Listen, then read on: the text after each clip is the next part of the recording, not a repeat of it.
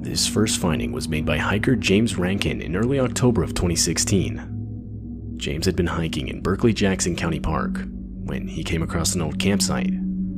But disturbingly, all around the campsite were multiple different missing person posters taped onto trees. The posters themselves were completely real, featuring real missing people across different US states. Upon his discovery, James would quickly start recording.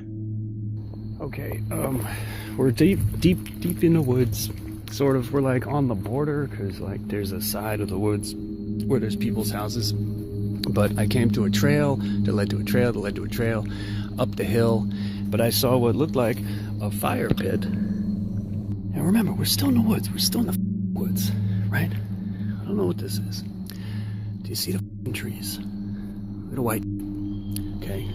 I was like, okay, these are probably no trespassing signs, or maybe it's something for the wildlife or something. Look what these are.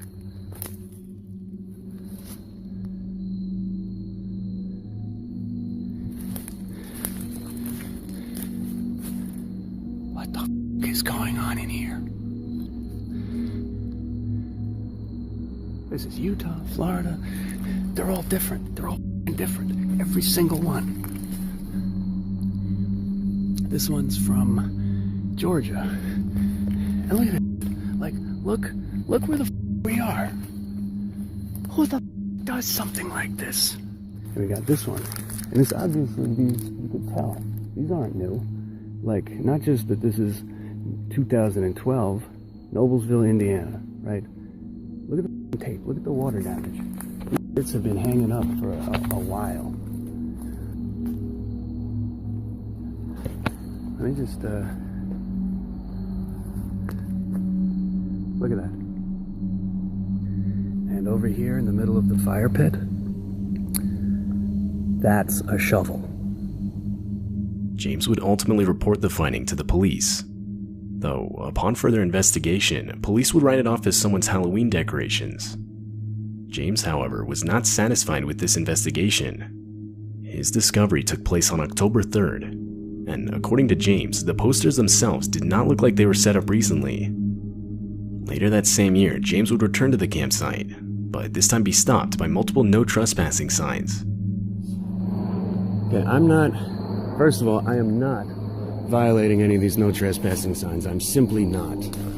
I came here only to show you and get it on tape and leave. From here, we can see down there, that's the clearing.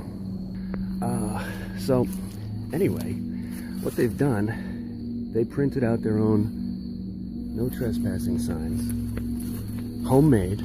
I'm assuming these are all legally binding. I have no way of knowing, so I'm not taking any chances. You can see they attached them to the trees with ordinary masking tape. These aren't even laminated. This is posted, private property, no trespassing. Violators will be prosecuted. And we've got one there, one there, one there. Because the police had already closed their investigation, this would pretty much mark the end of the whole situation.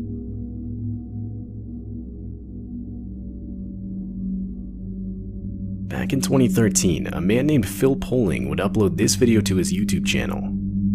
The video features Phil out late at night in his neighborhood, located in Mission, Oregon. Phil claimed to have heard strange noises echoing around outside his neighborhood only a few minutes prior, which is why he was outside in the first place. Once he reached a nearby forest that was only around 200 feet from his house, he would again hear the noises. And this is where he started recording. January 21st, about 11 p.m. I'm a couple hundred feet from my house, and you hear it going off in the background right now. Kind of sounds weird. Kind of sounds doggish, hyena-ish.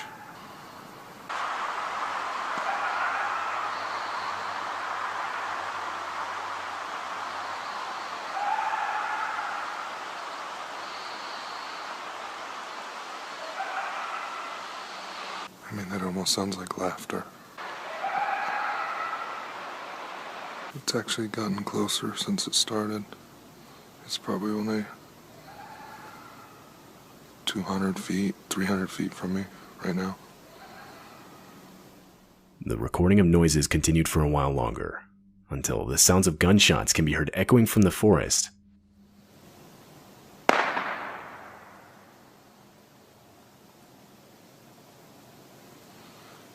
think that was a gunshot.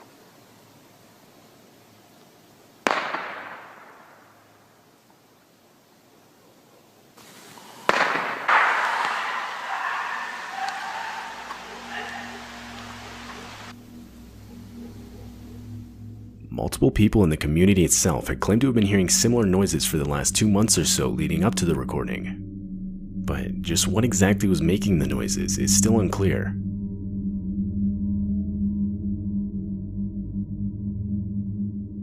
This video features the GoPro footage of 2 dirt bikers riding on a remote path in the forest. Throughout the video, the bikers can be seen going at extreme speeds, but doing this would quickly prove to become almost deadly. As the bikers continued on the path, they were unexpectedly met with a steel cable strung across 2 trees at perfect neck level for oncoming bikers. At a fast enough speed, this trap could no doubt take the lives of anyone riding through that didn't see it. Fortunately, however, the biker in the front did see it and was able to react quick enough to avoid it.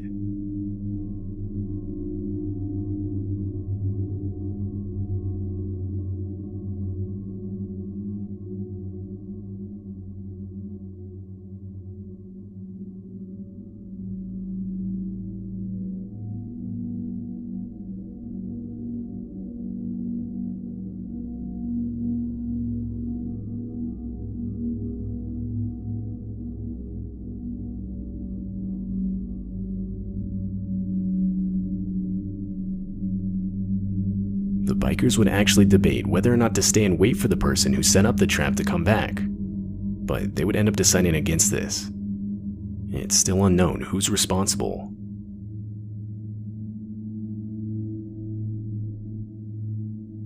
Mark Andre was a man who devoted his career to exploring the vast woods of Northern California. He worked as his town's environmental service director, so it was quite literally his job to spend time in the woods. In February of 2018, he had been tasked with marking trees, and while he was doing so deep in the woods, he would come across some makeshift cabin, which, considering the extreme remoteness of the area he was in, made the discovery highly abnormal. Mark would of course get a closer look at the structure. The thing was only around 8 by 12 feet wide and 15 feet tall. There was a lock on the shack's only entrance, and from the outside there was no real evidence anyone was there. Still, disturbed by the finding, Mark would head back to get professional assistance. The next few days would consist of multiple attempts to contact the owner of the shack, but all of them ultimately failing. So, finally, upon revisiting the structure, the men would break open the lock to the front door. They would find a space that was clearly being lived in, or at the very least had been lived in recently. The shack had its own furniture, a pot-bellied stove, a small library, and even a typewriter. Jars and cans of food filled the shelves. However, in spite of all this, the search resulted in no further identification of the actual owner. Because the shack was illegally constructed, the men ultimately had no other choice but to leave an eviction notice on the front door before leaving. A few days later, the authorities returned to see out the contract, but there was nothing there. The makeshift cabin was completely gone. Whoever the owner was had deconstructed it, with literally the only thing left behind being an international squatter symbol made from charcoal. Many theorized the owner was wanted by authorities, and was therefore living completely alone in the forest, evading any contact with other people. But whether or not this is even close to true is still up for debate. To this day, the real owner of the shack is still unidentified.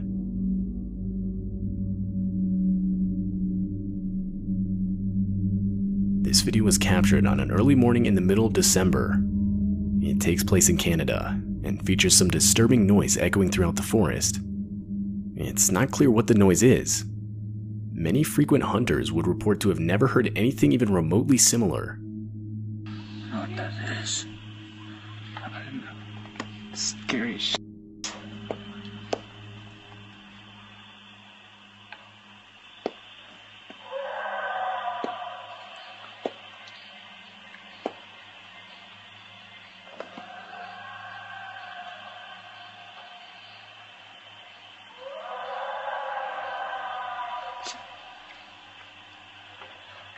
Is it?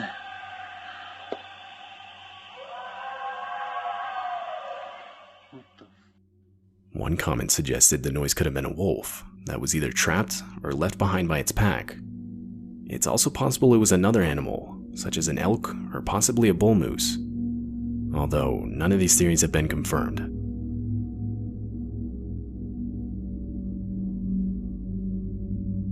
YouTube user Rainey Schuler would upload this video to YouTube in 2013. The video's footage is from multiple security cameras Rainey would set up around his house, which was in an isolated area of the Rocky Mountains. The whole idea behind the cameras was to capture the footage of the different wildlife around his property to then upload to YouTube. But on September 13, the cameras around his house would catch something completely out of the ordinary. You can see as a woman walks out from the complete darkness of the woods.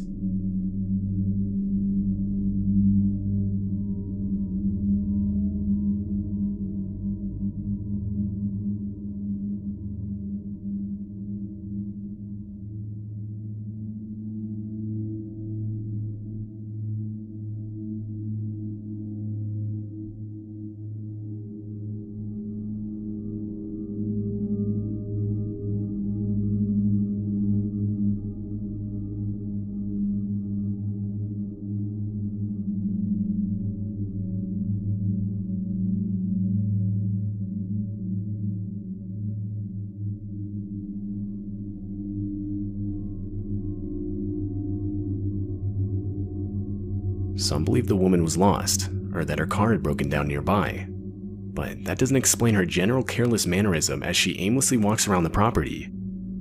And a while later, the woman could be seen walking right back into the forest. After that night, the house owner would never see this woman again.